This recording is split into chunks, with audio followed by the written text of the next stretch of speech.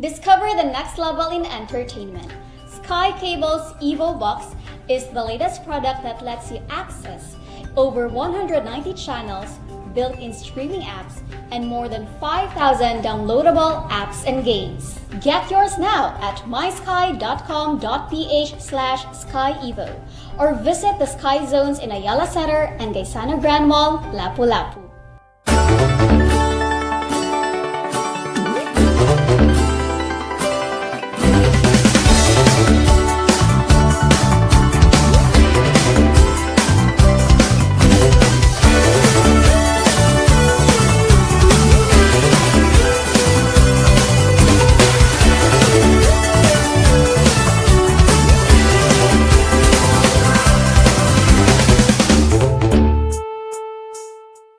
Welcome to Power Women. I am Vanessa Balbuena. Today we will be talking to Paulette Liu, Senior Vice President for HR and Administration of the Primary Group of Builders.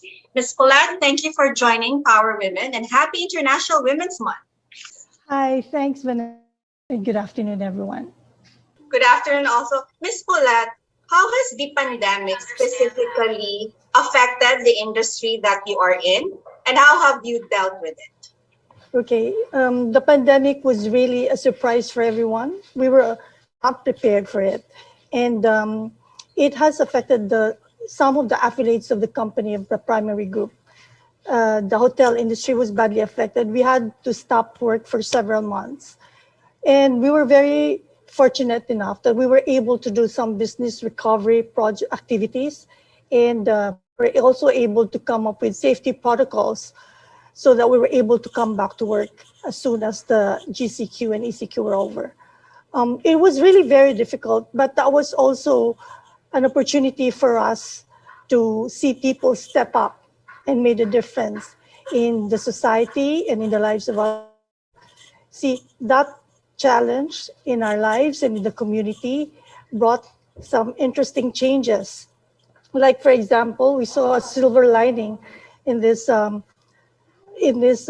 challenge, okay? Like there were people who step up, people we thought were so timid, were able to step up and made a difference in the community, like the nurses, the frontliners.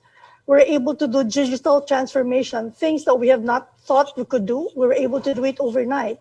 We introduced a lot of changes, and there were new realities that we had to embrace because of this pandemic. Would you say 2020 has been one of the most challenging years of your career in the field of HR? Yes, it was definitely the most challenging, basically because we were not prepared for it, and the world was affected overnight. Okay, there were so many changes that had happened. To remove people, the hotel had to close, the business had to stop for a while, and everything had to change. The way we used to do things is not relevant anymore. There were new realities that we had to embrace. And it was challenging, but this challenge became an opportunity for us to make things better. And 1 year since Cebu went into lockdown, how is Primary doing now? I would say we're a bit fortunate because we're able to recover and we're able to introduce some innovations, initiatives. And for the hotel had to close down during the pandemic because of IATF restrictions. So what happened was that we were able to do a new business model for the hospital or for the medical services and introduce the Maayo Isolation Center. Okay, and because of that, we were able to come up with new packages and converted one tower of the hotel to become the isolation center of the medical industry. So now we're opening up a hospital instead of an outpatient ambulatory care. We're now converting the outpatient Maayo Well to become a hospital sometime in May. And, we're also able to introduce the virtual learning, digital transformation, and it's funny because now we have blended workforce. Our workforce are distributed all over Cebu and sometimes small, yet we still get connected with each other through information. Miss Paulette, you took up psychology and you had additional studies in human resource management. What drew you to study psychology? And what made you stay long in the field of human resource? Okay. It's very interesting because when I was in high school, I really wanted to become a doctor. So, and I was only supposed to study in Assumption College in Manila. And the only BS course that time was psychology. So I had no choice but to take up psychology and hoping that I would proceed to medicine. But then when I got into psychology, it was very interesting because it helped you understand people and help you the business, it helped you in understanding the business and the people you're dealing with. And I also saw my roommate who was cross-enrolling in a different university to take up medicine. Oh, she was not sleeping at all for several nights. So I said, oh, I'm not going to pursue medicine anymore and pursue a career instead in psychology. So I became an industrial psychologist and became an HR practitioner. The first job was in National Semiconductor Fairchild then as an HR, as a training supervisor. And it was very interesting because I was able to go around the different facets of HR, from training to recruitment to compensation, benefits, employee relations, everything. And I enjoyed it, maybe because I enjoy dealing with people. I enjoy uh, serving other people and making and seeing a difference in the lives of people. When you make decisions, Ms. Paulette, that affect many employees that are under your care, under your company, what do you consider? When faced with a difficult decision, I try not to lose sight of my purpose, what my ultimate goal is, the big, the greater good. Normally, it's what brings me back to come up with the right decision. In our organization, we are also guided by our core values. Our core values should be the litmus of our decisions. At the primary group, we are guided by, that's our core value, which is short for humility, empathy, accountability, resilience, results-oriented, thankfulness, and tenacity. You see, each decision or action, no matter how small or insignificant you might think it is, should bring you always closer to your goal. I believe that we should always have the courage to make decisions, no matter how difficult it may be. But I also believe that if you keep your heart in the right place, you will eventually achieve what you're set out to achieve. Among the numerous awards that you've amassed in your two of these, you've been recognized twice as an influential woman in your field. Both in 2016, you were named among the 100 most influential Filipino women in the Founders and Pioneers category of the Filipino Women's Network. And also in India, you were awarded among the 100 most influential global HR professionals at the World HRD Congress. Now, Ms. Paulette, in this Instagram era of the word influencer taking on a different meaning now, for you, what exactly is a woman of influence? I would say a woman of influence is a woman who's grounded, who's focused on its purpose to serve.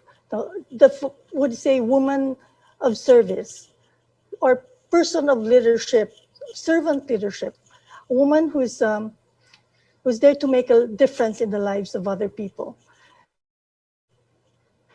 I always believe that when a person is rooted to its purpose and knowing what is important in the life and always thinking for the greater good, you will always be able to overcome all these challenges that come your way. So when you say influential, is you're able to make a difference in the lives of other people. You can make your advocacies be heard, your voice be heard, and you're not afraid to make a change and make some noise so that you'll be able to touch the lives of other people. You're not afraid to defy convention. You're not afraid to speak with conviction and speak your mind, even if it's going to be even if people will find it will make it difficult for you. You take a proactive and deliberate effort in communicating your ideas. I think that is what influential mean. When you let your actions speak for you. No doubt that you've been an influence to a lot of people, women and men alike. But would you be able to share a specific incident or person that you're able to tell yourself now, I was able to influence, I was able to be able to this? Yeah, I think I'd like to share a story about the foundation that we're running. I don't know if you're familiar with Skills. Skills is the corporate foundation, the primary group of builders, okay? And we put up that foundation more than 10 years ago. You see, we were badly hit by the exodus of our workers to the Middle East way back in 2008. And every time we trained men, they would always go abroad. So every time they get the TESDA certificate, they leave us and go abroad. So we decided to train women, women in the construction industry. That was really unheard of. And we were met with a lot of resistance, even at work. Construction is a male-dominated industry. So what I did was to train women and gave them opportunities to work in the construction industry. And so we trained them and provided the training like carpentry, masonry, tile setting, and plumbing. And from then on, even heavy equipment operations.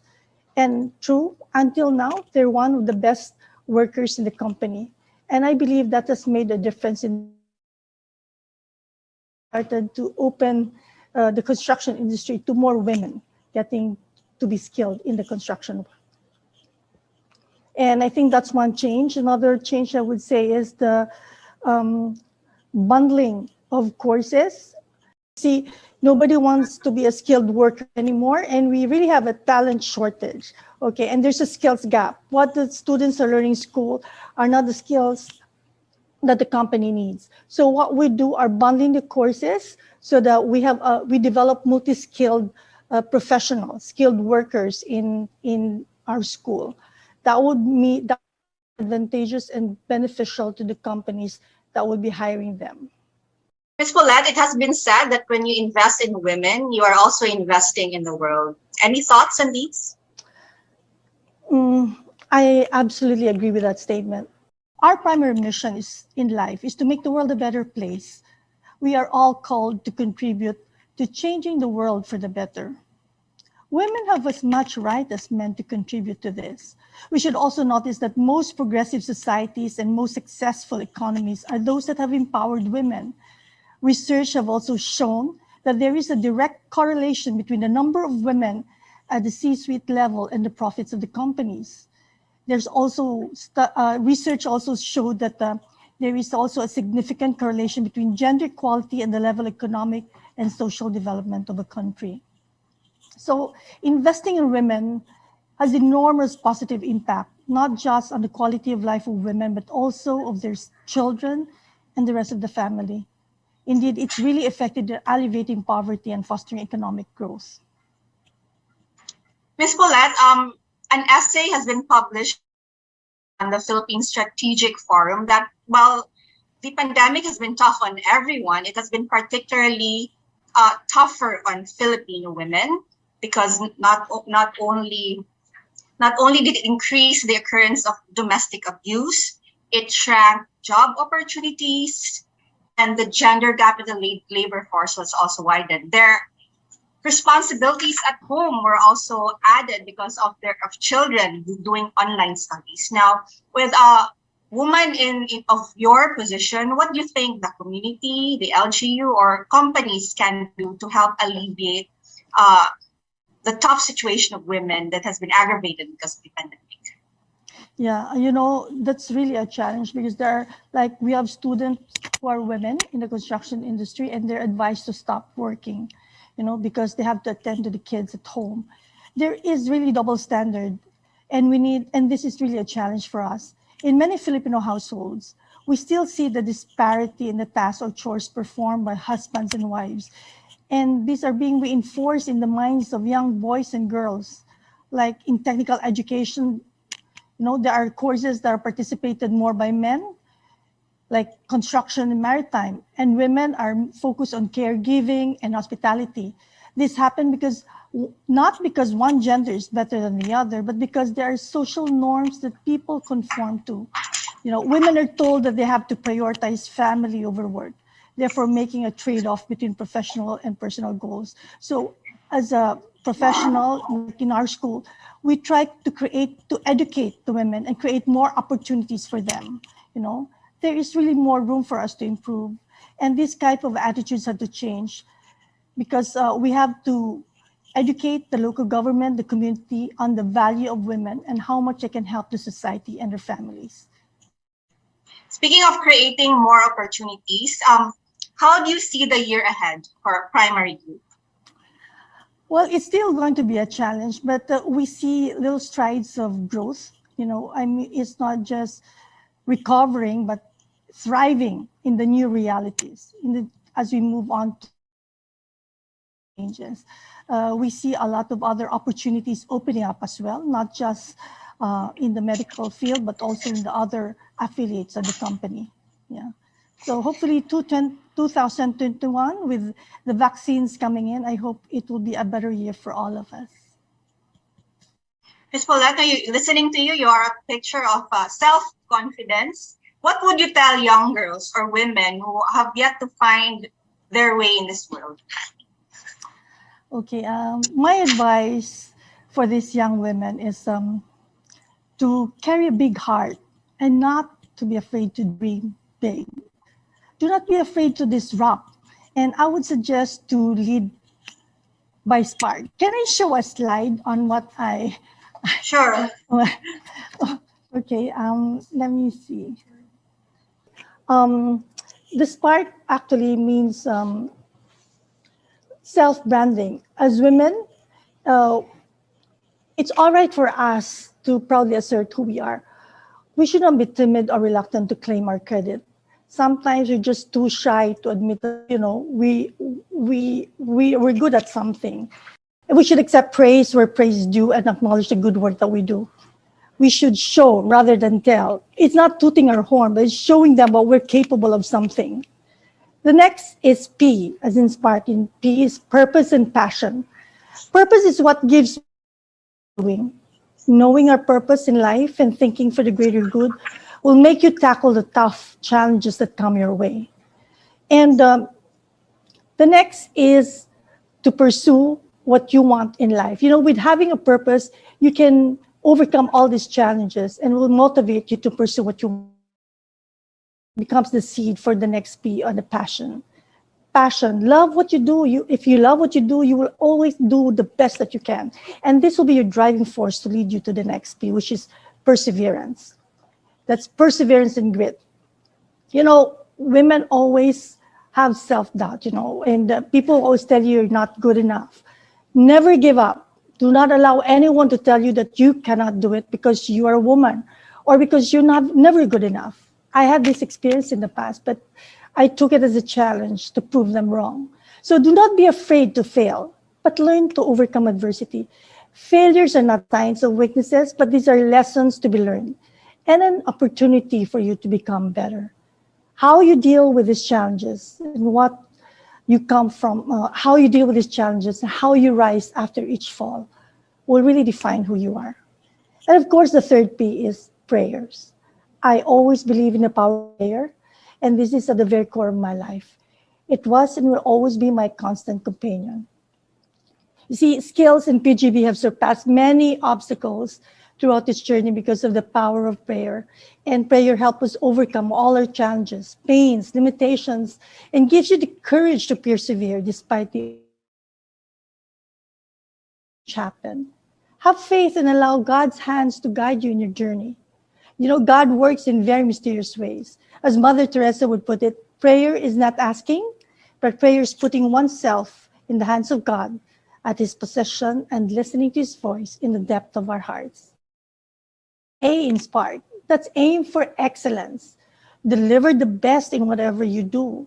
Always have the growth mindset. Do not stop learning. Always want to improve, and success will chase you. Have the discipline to make things better than what you did yesterday. And always dare to be different. Do not be afraid to be different. And of course, R, which is recognize your strength. Be confident in your skills, experience, and ability. Trust yourself and believe in what you can do. Overcome self-doubt. And K, inspired, means knowledge. If you're working in a company, be business savvy. Understand the business so you can contribute and add and value. Look for role models and mentors who can coach and help you in your journey. I think, as what I said, be a spark and ignite that passion. Embrace the change and the power that you have. That's my advice to the young ladies. All right, that's a great acronym for women all over to remember. Spark. Okay. Finally, Miss Paulette, how have you encouraged your co-workers to keep the courage amidst these challenging times? We have a lot of, we call that kumustahan. We created virtual meetings and we do one-on-one conversations. Because now mental health issue is very critical, especially after the pandemic. And we prioritize the wellness, the well-being of our employees right now. So we spend more time talking to them, doing more virtual meetings, one-on-one conversations with them, and other activities that will engage all employees and keep them connected despite the distance. And that's what we're doing with all our employees right now, showing our concern and making them feel one with us, no matter how far they are. All right. Paulette Liu, Senior Vice President for HR and Administration of the Primary Group of Builders. Thank you for joining Power Women. Thank you too for the opportunity. Thanks for joining us. This is Power Women Season 4.